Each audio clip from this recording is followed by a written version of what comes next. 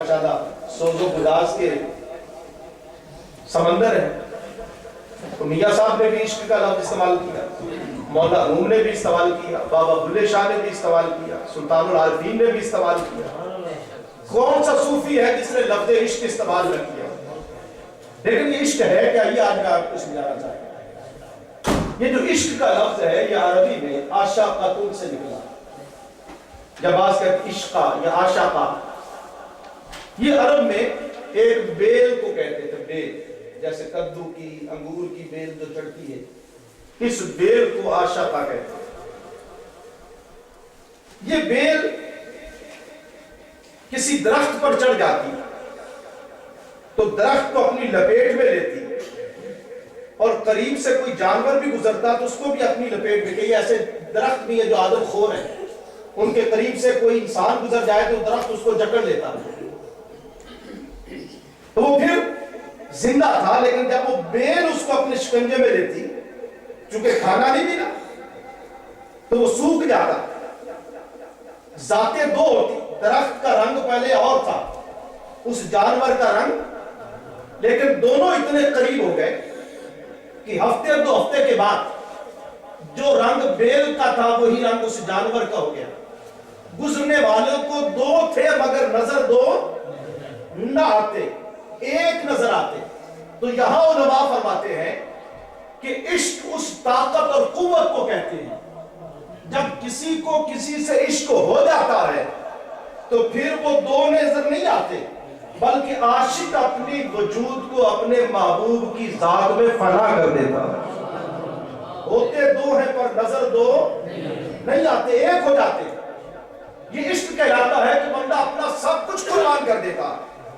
اب عشق کی دو قسمیں, ایک کو کہتے ہیں عشق مجازی اور دوسرے کو کہتے ہیں عشق حقیقی.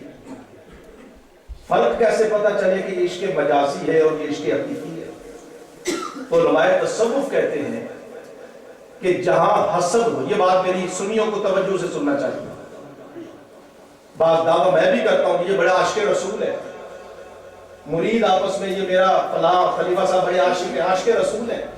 ذرا آپ سمجھیے کہ عاشق کہتے ہیں کس کو, اور پھر میں اپنا جائزہ لوں, آپ اپنے دائیں بائیں جائزہ لیں کہ یہ جو دعویٰ کر رہا ہے کہ میں عاشق ہوں, کیا یہ سچا ہے کہ جھوٹا ہے؟ عشق مجازی اور عشق حقیقی, فرق کیسے پتا چلے؟ میں نے چلنا ہے کربلا کی طرف آپ کو لے جاؤں. عشق مجازی کیا ہے اور عشق حقیقی کیا ہے؟ توجہ ہے؟ میں فرق سمجھا رہا ہوں کہ عشق مجازی اور عشق حقیقی, اور بڑا آسان کر کے سمجھاؤں گا. جہاں عشق مجازی ہوگا وہاں رقابت ہوگی, وہاں حسد ہوگا, وہاں کینہ ہوگا. میں اس کی دو مثالیں دیتا ہوں. مجنو عاشق تھا لیلا کا, رانجھا عاشق تھا ہیر کا. رانجھا فقط یہ چاہتا تھا کہ ہیر فقط میری رہے, کسی اور کی. مجنو چاہتا تھا لیلا فقط میری رہے, کسی اور کی. یہاں رقابت ہے, دوسرے کو قریب. لیکن جہاں عشق حقیقی آتا ہے, مجنو چاہتا تھا لیلا فقط میری رہے, اور حضرت بلال چاہتے تھے جیسے میں مصطفیٰ کے در کا غلام ہوں, ساری کائنات اسی در پر آ جائے. فرق سمجھ آئے؟ حضرت بلال کیا چاہتے تھے؟ جیسے میں آقا کا عاشق ہوں, ساری کائنات در رسول پر آئے. اب یہاں آپ کو حسد نظر نہیں آئے گا, یہاں رقابت نہیں ہوگی کہ صرف میری جاگیر ہو, صرف میرا حق ہو, بلکہ یہاں عشق حقیقی میں عاشق یہ چاہے گا کہ جس طرح میں محبت کر رہا ہوں ساری دنیا میرے محبوب سے محبت کرے.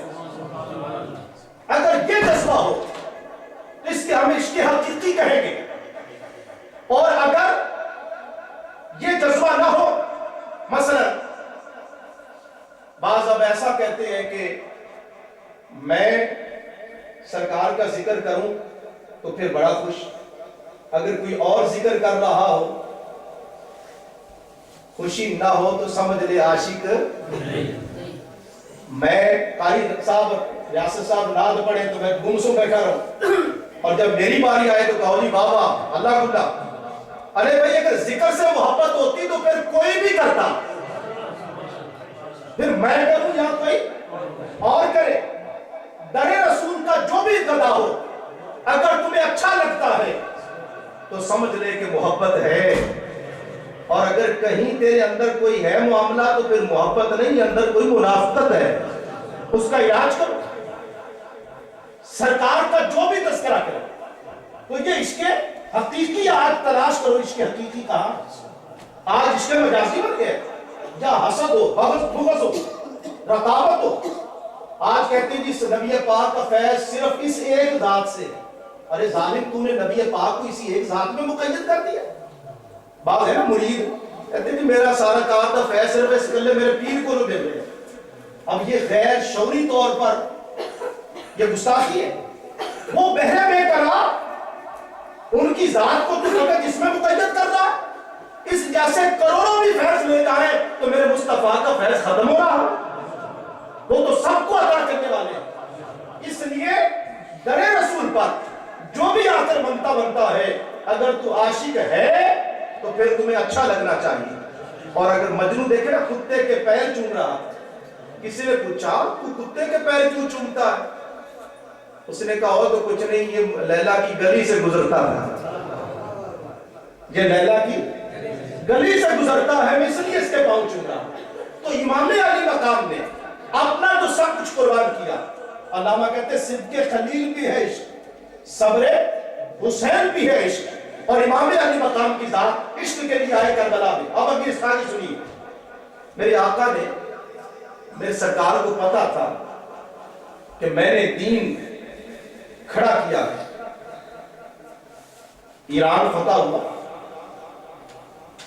اور سلطنت فتح ہوئی, تو دوبارہ کوئی کوشش کرے گا دین کو گرانے کی, میں ایک ایسی ذات کو تیار کر کے جاؤں تاکہ دوبارہ, چونکہ نبی پاک کو تو شہید کوئی کر نہیں سکتا تھا, واللہ یعصمک من الناس, سرکار کے وجود کو تو اللہ نے محفوظ کر کے رکھا تھا, کسی کی ضرورت نہیں کہ سرکار کو قتل کر سکتا, اللہ نے ضمانت دے دی.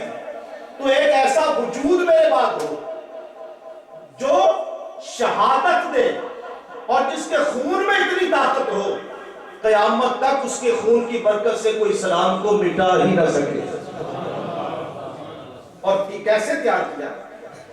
پیدا ہوئے اماں سیدہ فاطمہ لوری دے رہی ہے قرآن. اب ذرا حسین پاک کو سمجھیے, ذرا حسین پاک کو سمجھیے. خون علی ہے, سیدہ فاطمہ کے بدن میں ہے, اور بی بی وہاں بیٹھی ہے جہاں قرآن اتر رہا ہے سرکار کے پاس. لو انزلنا هذا القرآن على جبل لرأيته خاشعا متصدعا من خشية الله. اللہ فرماتا ہے اگر ہم اس قرآن کو پہاڑ پر نازل کرتے تو پہاڑ ریزہ ریزہ ہو جاتا. میں صرف امام حسین کا مقام سمجھانا چاہتا ہوں. یہ حسین پاک اسی گھر میں ہے جہاں اللہ کا قرآن اتر رہا ہے. اب قلب مصطفیٰ پر قرآن اترتا ہے. حسین میرے نبی کی گود میں لیٹے ہوئے ہیں. وہ جو انوار و تجلیات کی بارش وجود مصطفیٰ پر ہو رہی ہے, قلب مصطفیٰ پر ہو رہی ہے. اگر آپ میگنیٹ کو مغناطیس کے ساتھ لگا دیں تو کیا ہوگا؟ اثر آئے گا کہ نہیں آئے گا؟ اب حسین تو ہے ہی خون رسول, لیکن ساتھ وحی الہی بھی اتر رہی ہے. جب وہ اللہ کا قرآن ذات مصطفیٰ پر اتر رہا ہے, اسی گود میں تو حسین بھی لیٹے ہیں, انوار و تجلیات ان پر بھی آ رہی ہیں.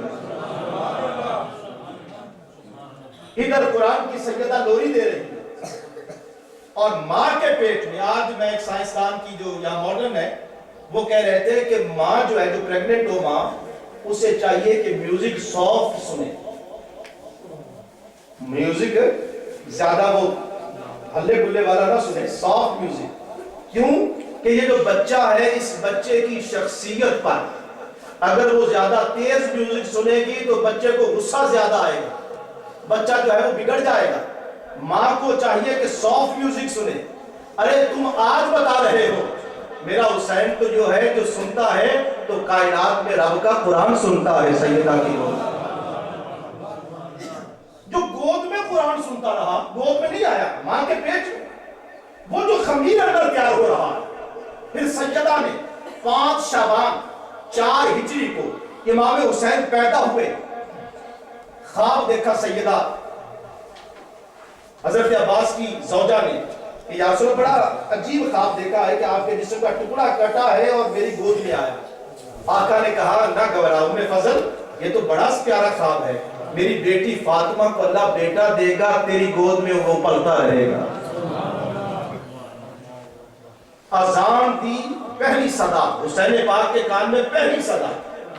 اب وہ ظالم ہے جو یزید سے مقابلہ کرتے ہیں، ذرا سوچو تو صحیح۔ پیدا ہوئے تو کانوں میں اذان، اللہ اکبر اللہ اکبر، اذان نانا نے دی، اپنی لعاب چسا کر گھٹی کس نے دی؟ نانا نے دی۔ یہ لعاب پتہ ہے کون ہے؟ اور میں کہا کرتا ہوں اپنے یہ جو نادان دوسرے بھائی ہیں کہ میاں تم ایسے بشر کی ڈانٹ لگاتے ہو، تم ایسے بشر، تم تھوکو تو بیماری پھیلتی، آقا لعاب دہن لگاتے تو کڑوا کنواں میٹھا ہو جاتا، یا تم ایسے بشر کہ تمہارے پسینے سے بدبو آتی ہے، ان کے پسینے سے خوشبو آتی ہے، تو بال کٹوائے تو گٹر میں جاتے ہیں، وہ اپنی زلفیں کٹوائے تو صحابہ کرام اٹھا کر اپنے کفن میں رکھ دیتے ہیں، تو مسکرائے تو کچھ نہیں ہوتا، میرے آقا مسکراتے تو گری ہوئی سوئی بھی سیدہ عائشہ کی مل جاتی، تم بلائے تو تیرا بیٹا نہیں آتا، ان کا میسج چلا جائے تو درخت بھی جڑے اکھاڑ کر دربارگاہ میں آ جاتا ہے، تو زور لگائے تو ہو سکتا ہے کہ تیرا زور رائے گا چلے جائے، ان کی انگلی کا اشارہ ہو تو ڈوبا ہوا سورج جو کہ واپس پلٹ آتا۔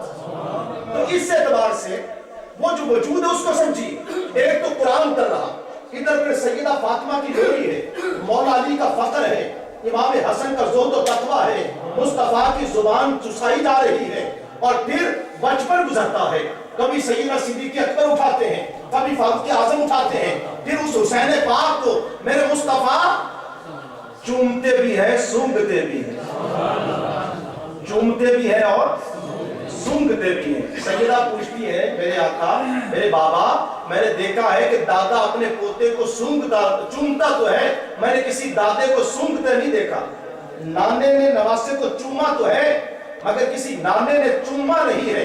اور جواب سنیے میرے آقا نے کہا اے فاطمہ، میں حسن اور حسین کو اس لیے چومتا ہوں، یہ میری جنت کے پھول ہیں، میں نے چومتا محبت سے ہوں، سونگھتا ہوں تو مجھے ان سے جنت کی خوشبو آتی ہے، جنت کی خوشبو آتی ہے۔ اب کندھے پر سوار مدینے کی گلیاں ہیں، اس کو بعض بھائی بچہ چھوٹا کندھے پہ اٹھایا کرو، گلیوں میں لے جایا کرو، کوئی نانا ہے آج کل ہے کہ ایک تقوی کا بھی حیضہ ہوتا ہے، ان جو میں کندھے سے بٹھاواں گا تے لوکی کیا کرنگے جی حاجی صاحب شاہ جی منڈے نے چکیا ہے، یہ ایک تقوی بھی، مطلب بچہ آ جاؤ پیچھے پیچھے، سرکار سے بڑا کون ہوگا؟ میرے آقا کندھوں پر سوار کر کے، اور مسجد نبوی میں حسنین قریباً 7 ہوتے تھے، اور یہ بھی مسئلہ آپ کو بتا دوں، باقی بچوں کے لیے رکاوٹ ہے، مولوی صاحب کے بچے کے لیے گنجائش ہے مسجد میں، مولوی صاحب کا بچہ اگر آ جائے، گھر میں کوئی نہ ہو بچے کو ساتھ لے آئے تو وہ علماء فرماتے ہیں چونکہ امام مسجد ہے تو اگر بچہ لے آیا ہے اور شعور ہے وہاں پر کوئی خرابی گندگی نہیں کرتا تو کہتے ہیں کہ کوئی اگر بچہ لے آئے تو سرکار کی سنت سمجھ کر اس کو برداشت کیا کرتا۔ کندھوں پر سوار سیدنا فاروق اعظم نے دیکھا کہ نعمت جبل، وہ کتنی پیاری سواری ہے، یہ عجیب نظارہ ہے کہ کندھے پر سوار، اور قربان جائے میرے آقا حسین تیری عظمتوں کے، میرے آقا نے کہا عمر سواری اچھی ہے تو سوار بھی تو کتنا اچھا ہے، سوار بھی تو دیکھو۔ اور پھر دوستان محترم جمعے کا خطبہ، علامہ قاری شاکر صاحب جمعے کا خطبہ دیتے ہیں، قاری صاحب یہاں امام صاحب جمعے کا خطبہ دیتے ہیں، عید کا خطبہ سنت ہے، یہ مسئلہ سمجھی، اور جمعے کا خطبہ واجب ہے، بعض لوگ اس کو لائٹلی لیتے ہیں، امام صاحب خطبہ دے رہے ہوں تو بات کرنے کی اجازت ہے، اور کئی باری آकर سنتیں بھی شروع کر دیتے ہیں. جمعہ کا خطبہ شروع ہو جائے تو اب سنتیں پڑھنا جائز. آپ نے آگر خطبہ سننا ہے, سنتے پہلے پڑھے. جمعے کا خطبہ واجب ہے عربی کا, اس دوران آپ گفتگو نہیں کر سکتے, خاموش لب بند ہو, امام صاحب کا خطبہ سنیں. واجب ہے حالت خطبہ میں آپ حرکت نہیں کر سکتے, دائیں بائیں نہیں ہو سکتے, پوری توجہ کے ساتھ, چونکہ واجب خطبہ پڑھا جا رہا ہے. مسجد نبوی میں میرے آقا اللہ کی توحید بیان کر رہے ہیں, رسالت کا بیان ہو رہا ہے, اور حسنین کریمین مسجد نبوی میں آتے ہیں, فرش اکھڑا ہوا ہے, شہزادے گر جاتے ہیں, جمعے کا خطبہ واجب. میرے آقا نے خطبہ چھوڑا, حسنین کو اٹھا کر اپنی گود میں لے کر آیا. تو کیا یہ نانے کا عمل ہے؟ کوئی کہے کہ نانا تھے. سن لیجیے, وَمَا مُحَمَّدٌ إِلَّا رَسُولٌ صلی اللہ علیہ وسلم, میرے آقا کا کوئی عمل رسالت کے بغیر نہیں ہے. وہ چلے تو تب بھی رسول ہیں, وہ بیٹھے تو تب بھی رسول ہیں, وہ کھائے تو تب بھی رسول ہیں, وہ پیے تو تب بھی رسول ہیں, گھر میں جائیں تو تب بھی رسول ہیں, معراج پر جائیں تو تب بھی رسول ہیں, اور اگر اپنے نواسوں کو اٹھا کر اپنی گود میں لائیں تو تب بھی رسول ہیں. انہوں نے بتا دیا کہ جمعے کے خطبے کی اہمیت اپنی جگہ, اگر دنیا والوں بتانا چاہتا ہوں کہ خطبہ اپنی جگہ, پر ذرا مقام حسین بھی تو دیکھو نا کہ کیا ہے. کوئی اور ہوتا تو میرا اٹھاتا. خواجہ غریب نواز نے جو کہا نا, خواجہ غریب نواز نے, وہ آپ کو سمجھ آنا چاہیے. شاہ است حسین, بادشاہ است حسین, دین است حسین, دین پناہ است حسین, سردار نہ دار, دست در دست یزید, حقا کے بنائے لا الہ است حسین. جب یہ لفظ بولا جاتا ہے نا بنائے لا الہ, تو بعض بھائی کہتے ہیں جناب, کچھ ڈاکٹر حضرات کہتے ہیں کہ یہ شعر ٹھیک نہیں ہے. میں سمجھانا چاہتا ہوں یہ شعر کیا ہے. شاہ است حسین, بادشاہ است حسین, دین است حسین, دین پناہ است حسین. دین کیوں کہا؟ اس لیے میں کربلا کا خطبہ پڑھوں گا, جب امام نے کربلا میں خطبہ پڑھا تھا وہ میں آگے چل کر کروں گا. دین کیوں کہا خواجہ غریب نواز نے؟ حسین کا کوئی ایکشن, حسین پاک کا کوئی عمل, کوئی سٹیپ دین کے برعکس ہے ہی نہیں. اگر ایگزیکٹ کسی نے دین دیکھنا ہو تو کس کو دیکھے؟ ایک طرف دین رکھو, دوسری طرف حسین رکھو, دونوں تمہیں ایک جیسے نظر آئیں گے. ان کا کوئی عمل دین کے خلاف. دین پناہ کہا, دین کو جب پناہ کی ضرورت پڑی, اور میں آگے چل کر کروں گا, اس کربلا کو صرف ایک واقعہ نہ سمجھیں. آج یورپ کے اندر آج حقوق انسانی کی بات, آزادی رائے کی بات, ڈیموکریٹک ہونے کی بات, انسانی حقوق کی بات, یہ سب کچھ جو شعور ہے بھائیوں, اگر یہ سمجھنا چاہتے ہو تو تمہیں کربلا سے سمجھ آئے گا. یہ کربلا سے سمجھ آئے گا. خلافت راشدہ جو 30 سالہ دور ہے, وہ سارا امام حسین کے سامنے تھا. اس کے بعد ملوکیت شروع ہو گئی. وہ جو خلافت راشدہ ہے, اس کے ریوائیول کے لیے امام علی مقام باہر آئے. وہ سیدنا فاروق اعظم کا جو نظام, جو خود وہ دیکھ چکے تھے, وہ نظام بگڑ گیا تھا.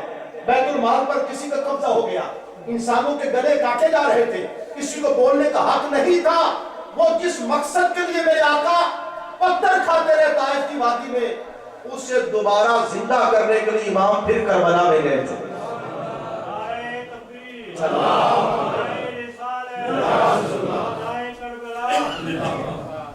حضرات پھر آپ دیکھیں گے کہ میں نے عرض کیا کہ چوما گلے کو.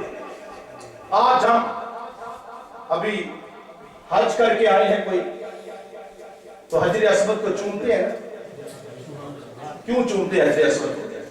پتھر ہی تو ہے نا.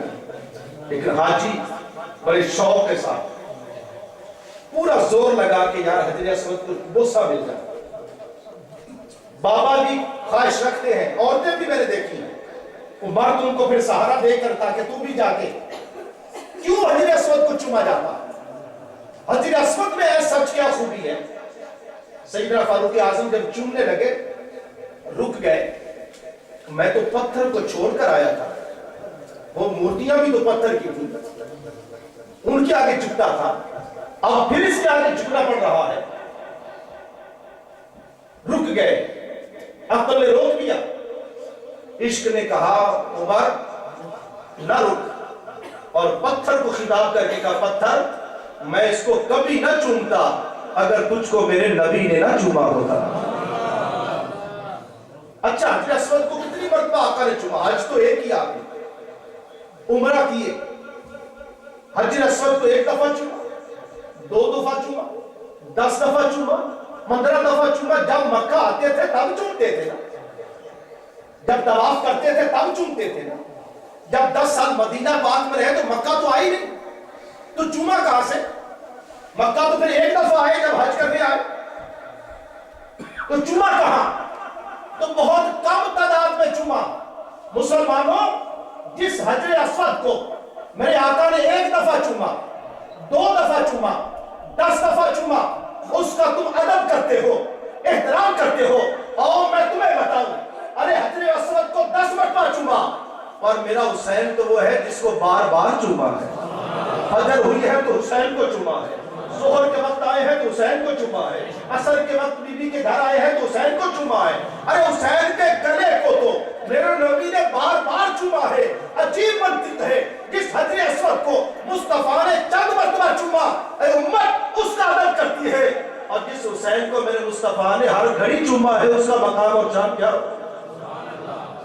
اس کے عظمتوں کا حال کیا ہو۔ پھر دیکھیے سجدہ طویل کیا، اسی طرح سے 7 سال عمر تھی امام حسین کی، میں اختصار کرتا ہوں، 7 سال کی عمر تھی جب میرے آقا کا وصال ہو گیا، 7 سال۔ 6 مہینے بعد امام کی اما جان بی بی فاطمہ کا انتقال ہوتا ہے، 40 ہجری۔ اس کے بعد سیدنا صدیق اکبر، 2.5 سال بعد سیدنا صدیق اکبر کا وصال ہوتا ہے، 10 سال اس کے بعد ہی حضرت عمر فاروق کو شہید کیا جاتا ہے، 12.5 سال کے بعد حضرت عثمان غنی کو شہید کیا جاتا ہے، 5 سال مولا علی خلیفہ ہیں۔ 40 ہجری میں کوفہ کی مسجد میں امام حسین کے بابا علی کو شہید کر دیا جاتا ہے۔ 50 ہجری میں 10 سال بعد بڑے بھائی امام حسن کو زہر دیا جاتا ہے، کلیجہ کٹ کٹ کر باہر آتا ہے، امام دیکھ رہے ہیں، مدینہ کی دھرتی پر عبادت گزار ہے، صبر بھی دیکھی اور عبادت بھی دیکھی۔ پتہ امام حسین نے کتنے حج کیے جناب؟ کسی بھائی کو بتاؤ؟ امام علی مقام اپنے زندگی ہم صرف کربلا کے ایک دن بیان کر دیتے ہیں، اس دن کیا ہوا؟ میں تھوڑا سا پیچھے بھی آپ کو ان کی زندگی بتانا چاہتا ہوں۔ کتنے حج کیے؟ کوئی گیس لگا کر بتا دیں کتنے حج ہوئے؟ 25 حج کیا، 25۔ ٹوٹل ایج کتنی امام کی؟ 56 سال، 56۔ میں نے کئی جلسوں میں گیا ہوں، میں نے پوچھا کوئی ہے تم میں سے جس نے 25 حج کیے ہو؟ جواب نہیں ملا کہ کوئی ہو جس نے 25 حج کیے، لیکن قربان جا میرے امام کے عبادت کے ذوق کے، کعبہ کو تکنے کا شوق، حجر اسود کو بوسہ دینے کا شوق، صفا اور مروہ پر دوڑنے کا شوق۔ 25 حج کیے پیدل، مدینہ پاک سے پیدل چل کر 25 حج مکہ پاک میں کیے، میدان عرفات میں، جبل رحمت میں، مینا میں، مزدلفہ میں۔ وہ امام حسین جو 25 حج کرنے والے 26ویں حج کی نیت کر چکے تھے، احرام باندھ چکے تھے، پھر کیوں چلے کربلا کی طرف؟ ایک ریزن، آپ کے چونکہ بیعت کا مطالبہ کیا گیا تھا، آپ نے بیعت سے انکار کر دیا کہ میں یزید کو امیر المومنین نہیں مان سکتا۔ ہم اہل سنت کا عقیدہ بڑا کلیئر ہے، جس کو امام حسین نے ریجیکٹ کیا ہم سنی بھی اس کو، اور جنہیں حضرت امام حسن نے ایکسپٹ کیا ہم سنی بھی انہیں۔ سمپل سی بات ہے، لمبے چوڑی چکر میں جانے کی ضرورت ہے۔ الحسن والحسین سیدہ شباب اہل الجنہ، امام حسن نے جن کو قبول کیا آج ہم سنی ان کو قبول کرتے ہیں. امام حسین نے جن کو ریفیوز کیا, ریجیکٹ کیا, ہم بھی انہیں ریجیکٹ کرتے ہیں. سمپل سی بات ہے. بیعت کا مطالبہ کیا, میرے امام نے بیعت کا انکار کر دیا. اگر انکار نہ کرتے, یہ بڑی اہم بات ہے, اگر امام بھی قبول کر لیتے, آج اسلام کے حکمران اس شکل میں نہ صحیح, لیکن امام کا انکار کرنا اس بات کی بنیاد تھی کہ وہ اسلام جو میرے نانا لے کر آئے تھے, اب وہ اسلام نہیں. کہ رولر تو ہو سکتا ہے مگر خلیفہ نہیں ہو سکتا, یہ حاکم تو ہو سکتا مگر خلیفہ برحق نہیں ہو سکتا. امام کی جو نا ہے, یہ جو ہے نا وہ ہمارے یہاں پاکستان میں بھی نظریہ ضرورت, اگر امام ہاں کر دیتے تو پھر وہی نظریہ ہے ضرورت ہوتا. امام حسین کا انکار قیامت تک کے مسلمانوں کے لیے یہ بنیاد بن گئی تھی کہ حکمرانی فقط اللہ کی ہے, حاکم اللہ ہے, بندہ زمین پر اپنی منمانی نہیں کر سکتا. یزید اپنی مرضی کر رہا تھا, بیت المال کا فنڈ جس کو چاہتا جتنا دے دیتا, جس کو چاہتا جتنا دے دیتا, عیاشیاں کرتا, ناچ گانا ہوتا, شراب عام ہوتی.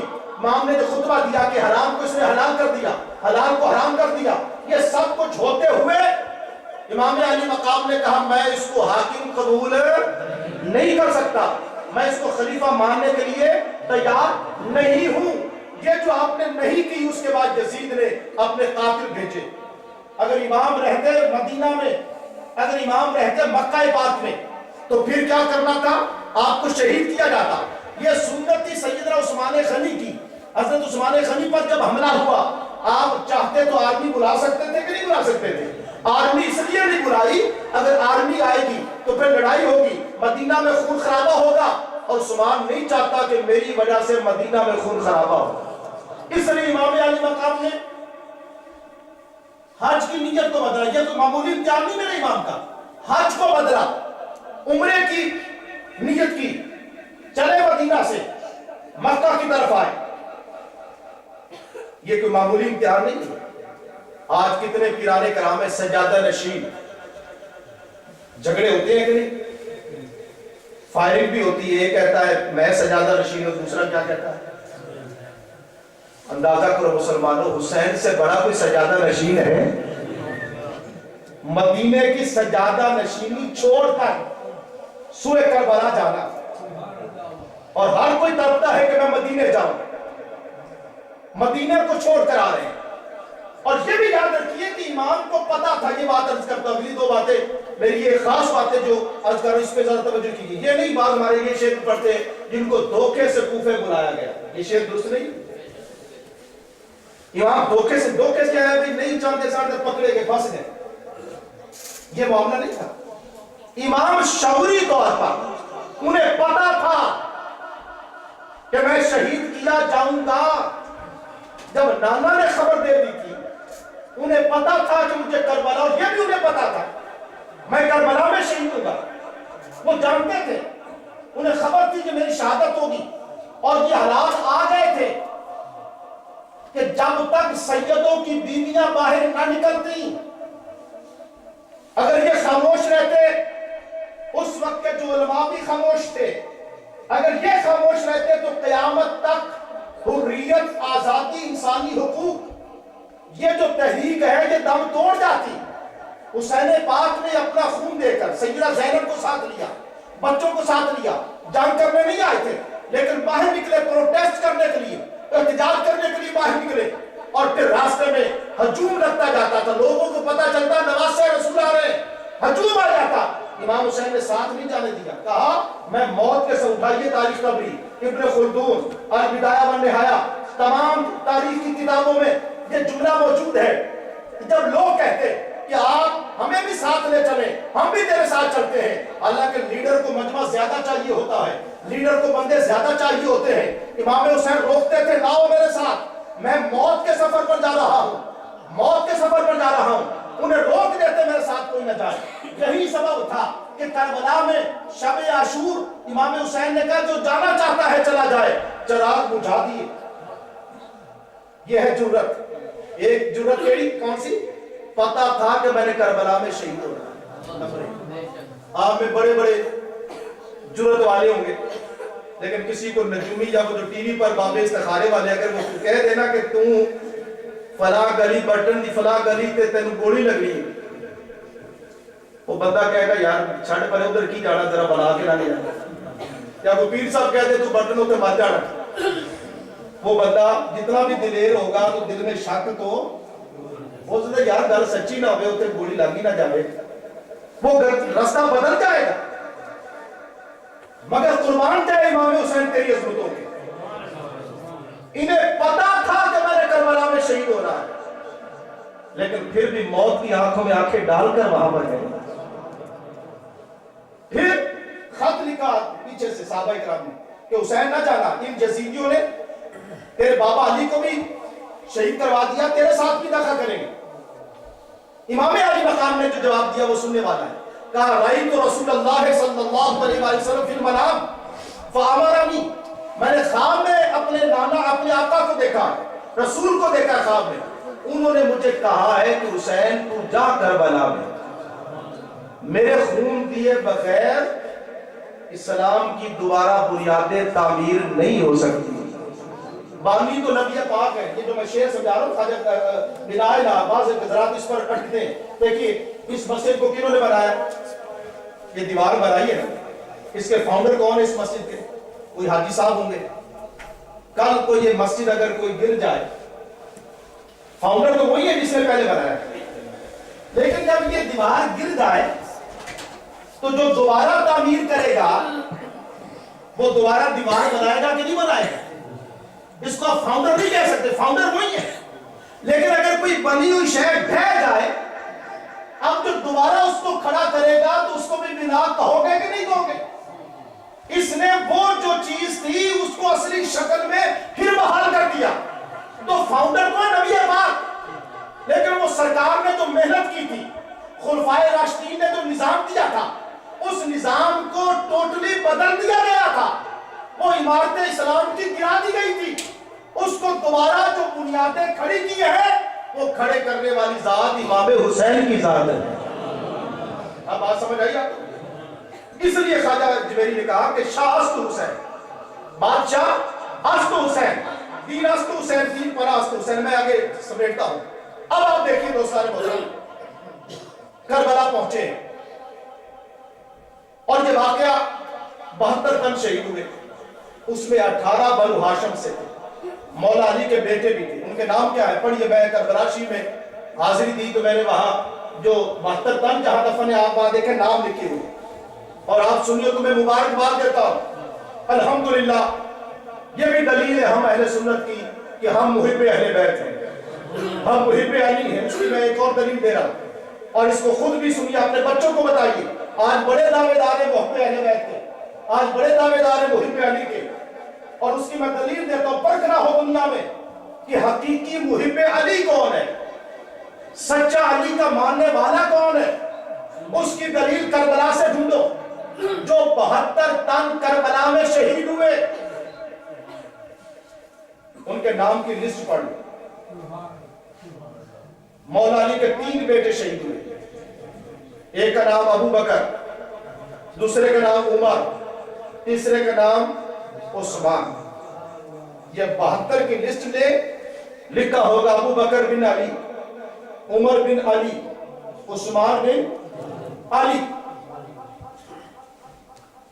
اچھا مجھے یہ بتائیں، آپ کے گھر بیٹا پیدا ہو، آپ جب نام رکھیں گے، نام رکھتے وقت کیا کسی ایسا کا نام رکھیں گے جس سے آپ نفرت کرتے ہیں؟ کوئی عقل مند آدمی کیا کسی ایسا کا نام اپنے بچے کا نام رکھے گا جس سے نفرت ہو؟ چاہے اچھا نام بھی ہو، اچھا نام بھی ہو، لیکن یار یہ فلاں بندے کا ہے۔ حالانکہ جو یزید لفظ ہے نا، یزید معنی کے اعتبار سے کوئی برا اضافہ کرنا، معنی کے اعتبار سے با یزید مستعمی نام برا نہیں ہے، لیکن کوئی اپنا نام بچے کا یزید رکھنے کے لیے تیار ہے؟ ایکشن اس کا برا تھا، عمل برا تھا۔ تو جس نام سے نفرت ہو، کوئی عقل مند آدمی نام رکھنے کے لیے تیار۔ مولا علی کے 18 بیٹے، کتنے بیٹے؟ 18 بیٹے، محمد بن حنفیہ، حضرت قاسم، یہ جو بیٹے ہیں ان میں 3 کے نام ابو بکر۔ جب مولا علی کے گھر بیٹا پیدا ہوا تو دماغ میں آیا ہوگا کہ نام کیا رکھوں؟ پھر جس سے محبت کرتے تھے نام اسی کا رکھا نا۔ عمر رکھا تو محبت کرتے تھے تو نام رکھا نا، عثمان رکھا محبت کرتے تھے تو رکھا نا۔ اب اگر پتا چلا نہ ہو دنیا میں کہ سچا محب علی کون ہے، جن گھروں میں حسن نام ہو، حسین نام ہو، علی نام ہو، قاسم نام ہو، تو سمجھ جانا یہ علی کے محب ہیں، اور گھروں میں ابو بکر نام ہو تو سمجھ لینا کہ یہ علی کی فالوئنگ کرنے والے ہیں۔ جن گھروں میں عمر نام ہو تو سمجھ لینا یہ مولا علی کے بیٹوں کے نام رکھ رہے ہیں۔ جن گھروں میں عثمان نام ہو تو سمجھ لینا علی کے نام کے اوپر یہ اپنے نام رکھنے والے ہیں۔ اور جن گھروں میں یا جن کمیونٹی میں یا جس مسلک میں یہ 3 نام نہ ہو تو سمجھ لینا یہ علی کی مخالفت کرنے والے لوگ ہیں۔ یہ بھی کرائیٹیریا۔ میں بس سمیٹتا ہوں۔ امام علی مقام پہنچے کربلا میں، آج 8 محرم ہے، 3 دن پانی بند، کتے پانی پی رہے تھے۔ کائنات میں میں نے شروع میں عرض کیا جب میں نے گفتگو شروع کی تھی، اس طرح کا رنگ نہیں دیکھا کسی نے۔ جنگیں ہوئی ہیں، غیروں سے ہوئی، کلمہ پڑھنے والوں سے نہیں ہوئی۔ جنگوں میں مرد لڑتے ہیں۔ یہ تاریخ میں پہلا واقعہ ہے کہ پانی بند کر دیا گیا، پانی بند کر دیا گیا۔ سفر طویل، ہزاروں میل کا فاصلہ، پانی بند کر دیا گیا۔ عبادت گزار بیویاں، پردہ دار خواتین، امام علی مقام نے پہلے جو دوست تھے وہ شہید ہوتے گئے۔ ابو بکر شہید ہوئے، عمر شہید ہوئے، عثمان شہید ہوئے، حضرت قاسم شہید ہوئے، سیدہ زینب کے 2 بیٹے اور محمد شہید ہوئے۔ حضرت صاحب منقبت کا بیان کریں گے سوز و گداز میں، وہ شہید ہوئے۔ اور امتحان دیکھیے امام حسین کا، یہ جو بی بی سکینہ ہے ان کی عمر چند سال ہے، جن کے بیٹے ہیں یا پوتا پوتی ہے تو اگر کسی کی عادت ہو، بعض بچے ہوتے ہیں جو بابا کے سینے پر سر رکھ کر رات کو سوتے ہیں۔ یہ بی بی سکینہ وہ ہے جب سے ہو سوالا یہ اپنی اماں کے پاس نہیں سوتی تھی، یہ امام حسین کے پاس سوتی تھی، اور ان کا سر حسین پاک کے سینے پر ہوتا تھا، پھر نیند آتی تھی۔ لیکن آج امام علی مقام پانی بند ہو چکا، سب شہید ہو چکے، اکیلے رہ گئے امام حسین۔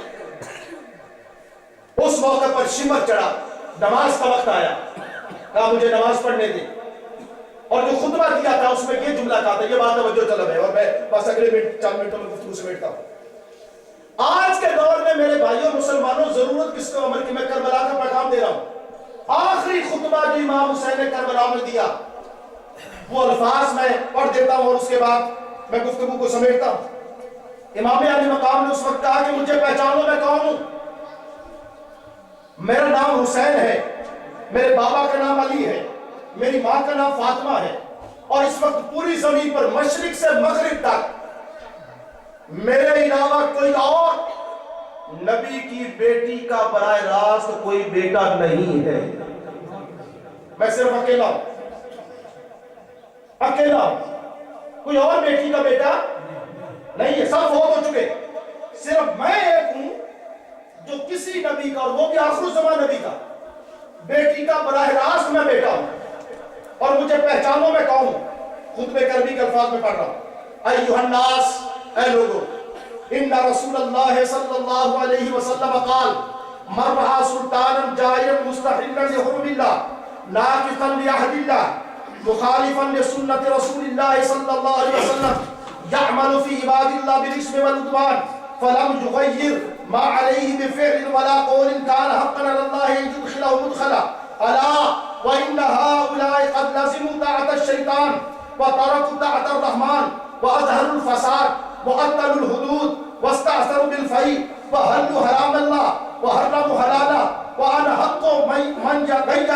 امام حسین فرماتے سنو لوگوں، اس وقت کا جو حکمران ہے اس نے حرام کو حرام کر دیا، حلال کر دیا، حلال کو حرام کر دیا. یہ شراب پیتا ہے، شراب ناجائز ہے، اس کو حلال کر رہا ہے.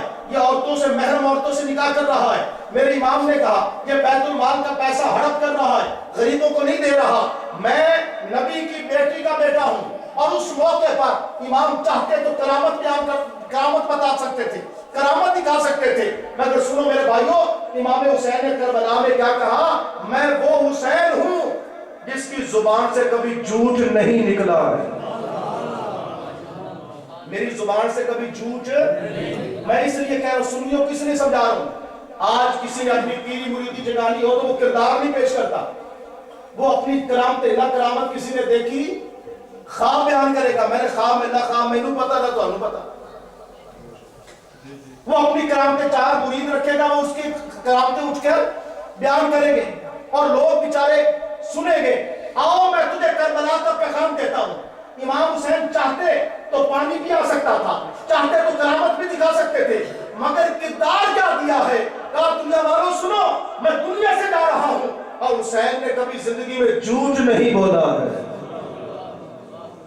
اور میں گفتگو ختم کرنے لگا. یہ تعارف بھائی میرے بڑا مشکل ہے. صوفی صاحب تعارف کروانا آسان، داڑھی دے چار بال رکھ کر کی بڑھ کے جائے گا. صوفی مشکل ہے، داڑھی رکھنا آسان نہیں ہے، لیکن داڑھی رکھ لی تو کی بن جائے گا. حج کر لی تو کیا تعارف ہو جائے گا؟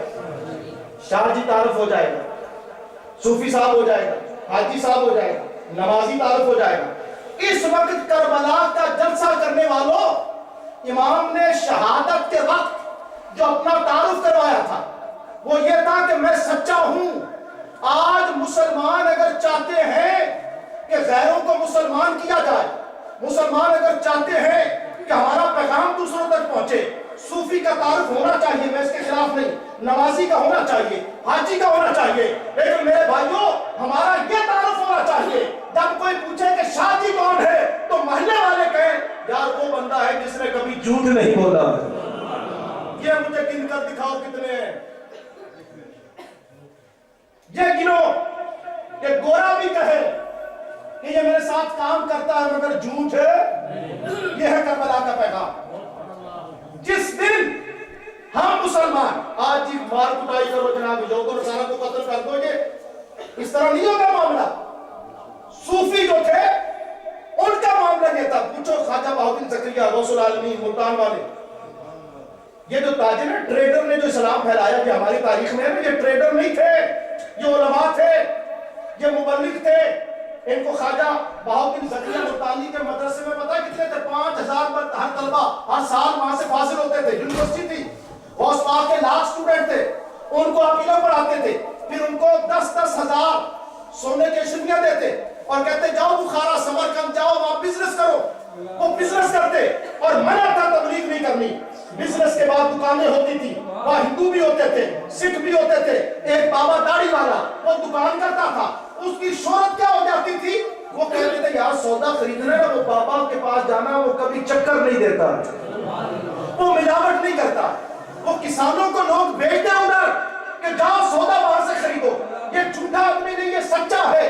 خواجہ بہاؤالدین زکریا جب سال ہو جاتا کہتے اب تم نے بزنس کر لیا؟ کہا حضرت کر لیا. تمہاری عزت ہو گئی؟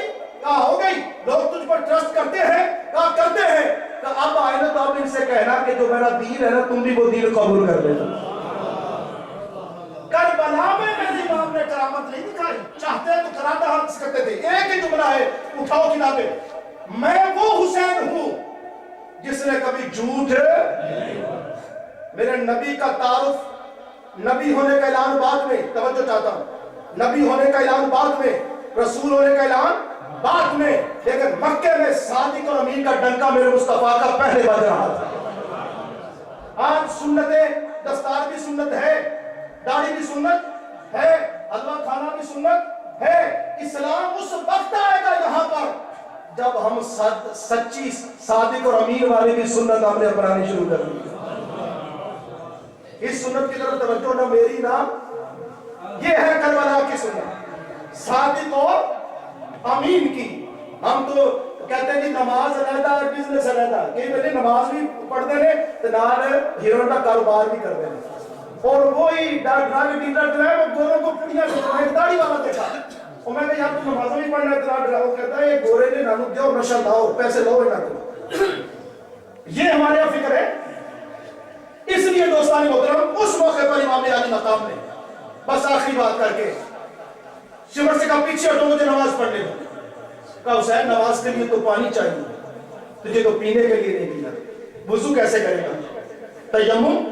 تیمم کے لیے خشک مٹی چاہیے، تیرے پاس تو خشک مٹی نہیں ہے، یہ تو علی اکبر کا علی اصغر کا خون لگا ہوا ہے۔ کہا اے شمر، جب میں پیدا ہوا تھا میرے نانے نے کانوں میں اذان دی تھی، میں نے نانے کو دیکھا تھا، نانے نے مجھے دیکھا تھا، کہا نانا اذان تو نے دی ہے، اب سجدہ حسین کر کے دکھائے گا۔ میرے کانوں میں اذان نانے نے دی تھی اور میرا سجدہ دیکھو۔ اور میں بٹن والوں آخری بات عرض کر کے اجازت چاہوں گا، یہ سجدہ کون سا حسین کا ہے؟ یہ عام سجدہ نہیں ہے۔ وَإِذْ قَالَ رَبُّكَ لِلْمَلَائِكَةِ إِنِّي جَاعِلٌ فِي الْأَرْضِ خَلِيفَةً قَالُوا وَتَجْعَلُ فِيهَا مَن يُفْسِدُ فِيهَا وَيَسْفِكُ الدِّمَاءَ وَنَحْنُ نُسَبِّحُ بِحَمْدِكَ وَنُقَدِّسُ لَكَ قَالَ إِنِّي أَعْلَمُ مَا لَا تَعْلَمُونَ۔ یاد کرو اس وقت کو جب کہا تھا کہ اے فرشتوں میں زمین میں خلیفہ بنانے لگا ہوں، تو فرشتوں نے کہا تھا ہم تسبیح کریں گے، ہم سجدے کریں گے۔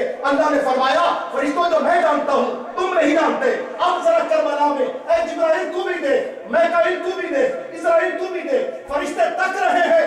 اللہ فرماتا ہے تم اپنے سجدوں کی بات کرتے تھے، جبرائیل اپنا سجدہ بھی دیکھ اور حسین کا سجدہ بھی دیکھ۔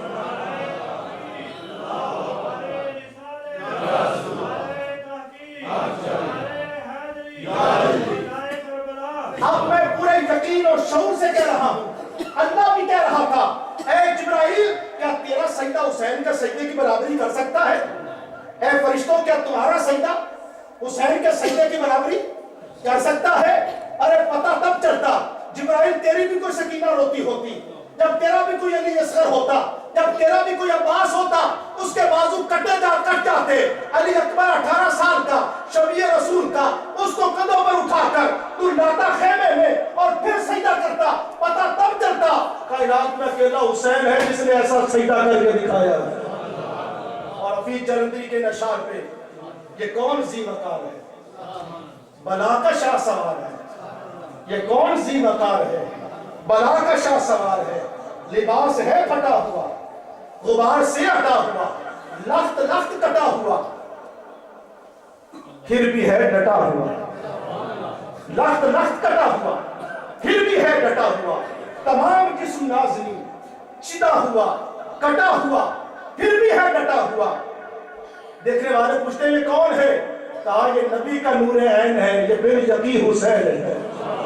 اور یہ کریکٹر حسین کے علاوہ کوئی اور نبھا ایک ہی ہستی ہے کائنات میں جس کو امام حسین کہتے ہیں۔ اور 33 تلوار کے زخم، 34 نیزوں کے زخم، 113 میں نے غسل دیا ہے جن شہیدوں کو گولیاں لگی، میں نے خود اپنے ہاتھوں سے غسل دیا۔ کسی کو اگر گولی لگی ہو نا اس کی ذرا باڈی دیکھیے گا، کسی کو 4 گولیاں لگی، کسی کو 5 گولیاں لگی، تو یہ جب گولی باڈی میں لگتی سوراخ رہ جاتا ہے۔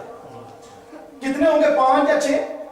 امام حسین کی باڈی پر 113 سوراخ کٹ کے، 33 نیزوں کے، 34 تلوار کے زخم، پورا جسم چھلنی تھا۔ آخری وقت جب سجدے میں امام گئے، جو الفاظ تھے وہ ذرا سننے والے، اللہم ردم بقضائکا وصبرن علی بلائکا وتسلیما لامرکا سبحان ربی الاعلی، یہ کہا ہے۔ اور سنو مقام حسین کیا ہے، اوروں نے سجدہ کیا تو سجدے سے سر اٹھا لیا۔ کائنات میں حسین وہ ہے جس نے سجدہ تو کیا ہے پر سر نہیں اٹھایا ہے۔ حسین اب بھی نماز میں ہے، اب بھی سجدے میں ہے۔ آؤ سجدے سے محبت کیجئے۔ اللہ تعالیٰ میرا اور آپ کا حامی ناصر ہو۔ لا الہ تو پڑھ لیا، اب لے مزہ تاثیر کا۔